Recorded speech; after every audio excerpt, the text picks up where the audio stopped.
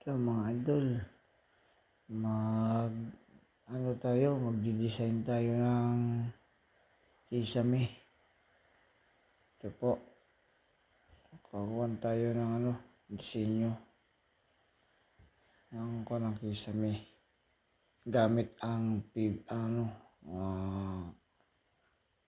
tawag dito, yung Hardiplex. Simpleng disenyo lang ito mga idol.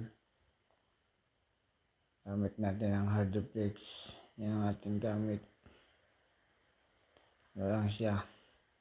Simpleng design lang pero maganda sa tingnan. Pagka pinturahan, pipinturahan natin siya ng ibang kulay na pintura para hindi siya